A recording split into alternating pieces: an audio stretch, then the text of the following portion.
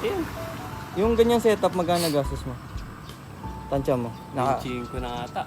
Tignan nyo, ano? 25. Hindi rin talaga biro, kahit mag-modify ka, ano? 6 speed na yun. Diba? Ah, naka ano yan? Naka 6 speed yung ano mo? DT125 na transmission. Transmission ko ng DT. Naka ano siya, naka-modify siya, naka pang Raider yung head niya, ano? From Baliwag to si Tol. Kahit Baliwag to. Yan. Grabe yung RX-10 na to. Ilan magkano? 25? 25, no? Tinanong sinetap niya to ng ganito. Tapos, Transmission lang yan ano eh. 6,000. naka-carb siya. Yan. Masyadong maulan ngayon, kaya talsik talaga mga ano ngayon. Sayang, hindi ako nakabirit dito sa ano. Bypass? Sarap bumirit doon. Tagilid lang. Sayang. Hindi pa kasama yung bili mo doon sa 25k, no? Ay, di Gastos pa. pa lang yun, no? Gastos lang yun. Tingnan nyo, mga tol. Nabili ko yan dati 15. Stock na stock. Oh, anong year yun? Tagal na siguro yun. Oh. Almost na 9 years na to. Yung nataon na sa akin yan. 9 years na kay bossing to. Okay, RX Lover tayo eh. Yun. Ganda ng pagka-setup niya. Nakaka-ano siya, nakahalo siya ng Raider.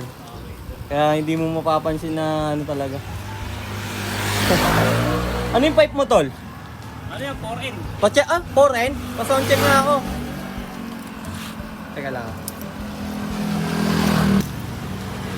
Sound check tayo ng pipe. 4N yung pipe niya, no? Kaya lang, ano na. Wala nang gumagawa ng 4N ngayon.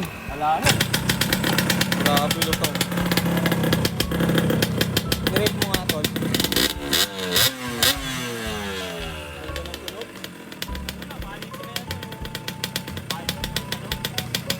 Maganda yung tunog. Ano ka ba dyan, tayo?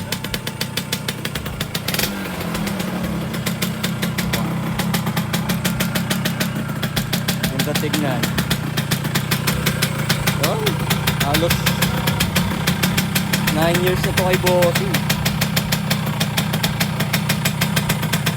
Pang daily or ano? Hindi lang. Pang daily. Wala kayo bang unit? Meron pa? Wala na. RXT lang? Grabe. Sa loob ng 9 years, walang ibang unit. RXT lang. May Pang pangalan daily. pa yan. Solve natin dito pang baliwag. Pangalan yan, ano? Bash. Yun, si Bash. Bash Stampede doon. Sa mga ako, batang 90s. Trigun, mga tol. Trigun. Ganda na ng decals niya. Ito yung mga tol natin. So, bumili lang naman siya ng cable tsaka push rod. Dinayo na ako dito ni tol.